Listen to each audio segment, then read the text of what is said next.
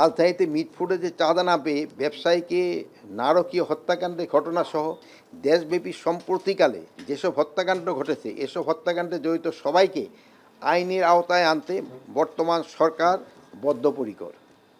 এসব ঘটনার সুষ্ঠু বিচার ও দৃষ্টান্তমূলক শাস্তি নিশ্চিতকরণে সরকার কাজ করে যাচ্ছে। আমি তো জোর দিয়ে বলতে চাই, বিএনপিকে এত সহজে তুড়ি মেরে উড়িয়ে দেওয়া যাবে না। বিএনপি প্রমাণ করেছে, প্রতিবার প্রমাণ করেছে যে বিএনপি সেই ধ্বংসস্তূপ থেকে জেগে উঠতে জানে। প্রেসিডেন্ট জিয়া রহমান সাহেবের শাহাদাতের পরে অনেকে ভাবলো বিএনপি শেষ, বিএনপিকে আর খুঁজে পাওয়া যাবে না, কিন্তু সেই বিএনপি আবার আমাদের দেশনেত্রী বেগম খালেদা জিয়ার নেতৃত্বে আমাদের ছাত্র নেতা যুব নেতাদের সঙ্গে নিয়ে আবার বিএনপি জেগে উঠে। প্রধান বিরোধী দলের নেতা তিনি ওই বৈঠকে উপস্থিত থাকতে পারেন কিনা সেটাকে আমরা একমত হয়েছি, কারণ প্রধান বিরোধী দলের নেতা হয়তো এখানে একমত না হলেও তিনি বের হয়ে যদি একটা স্টেটমেন্ট দেন সেটা হয়তো জরুরি অবস্থা জারির ক্ষেত্রে সরকারের সিদ্ধান্তকে প্রশ্নবিদ্ধ করতে পারে।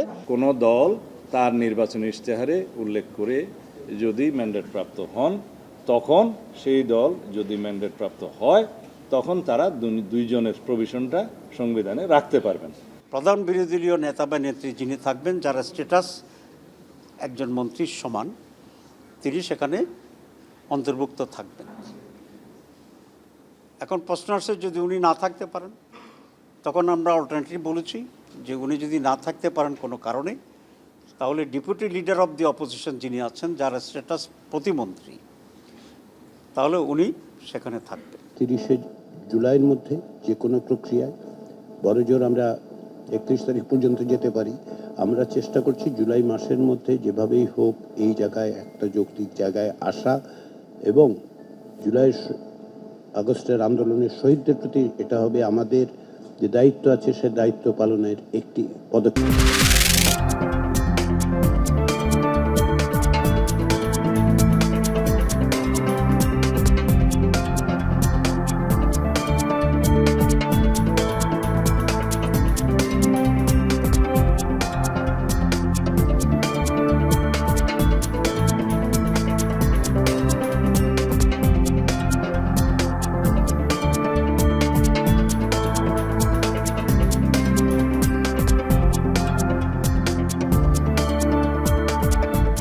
সূত্রাপুর মৌজায় খাজনা নেওয়া বন্ধ এবং খাজনা নেওয়া এবং নামজারি বন্ধ।